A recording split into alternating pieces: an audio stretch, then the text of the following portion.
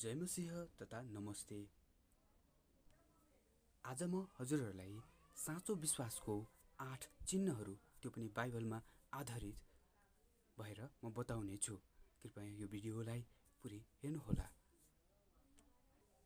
मत्तीको पुस्तक 7 अध्यायको 16 देखि 20 मा आधारित रहेर 8 वटा फलहरूको बारेमा म तपाईहरुलाई 8 वटा चिन्हहरूको बारेमा साँचो विश्वासको ईसाई साँचो विश्वासको 8 वटा चिन्हहरूको बारेमा बताउँदैछु। पहिलो छ परमेश्वरप्रति प्रेम र समर्पण।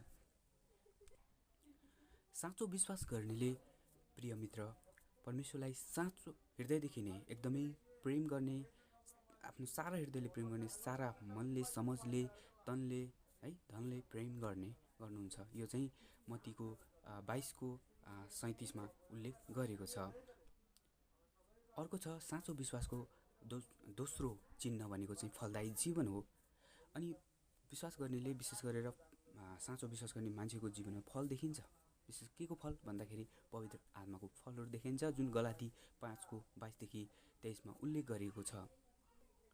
प्रेम, आनन्द, शान्ति, धैर्य, दया, भलाइ, करुणा अनि धैर्यता, यी सबै कुराहरू 9 फलहरू देखिन्छ भन्ने कुराहरू छ।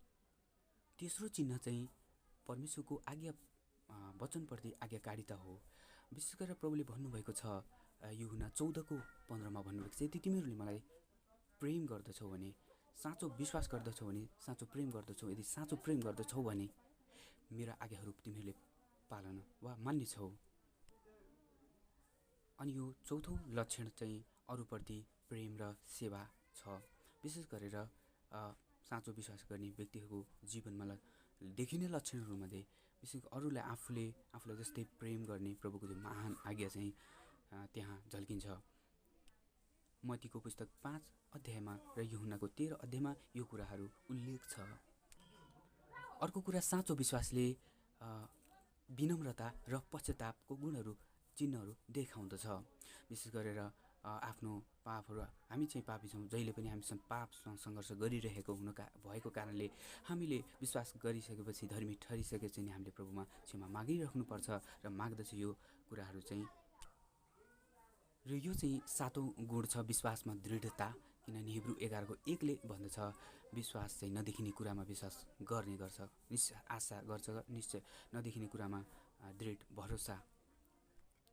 अन्तिम गुण चाहिँ प्रचार गर्ने र साक्षी दिने। यो चाहिँ मत्ती 28 को 18 देखि 20 मा जुन प्रभुको महान आज्ञा छ त्यो कुराहरू पुरा गर्ने गर्छ। धन्यवाद यो भिडियो हेरिदिनु भएको लागि। परमेश्वर तपाईलाई आशीष दिउन्। जय मसीह।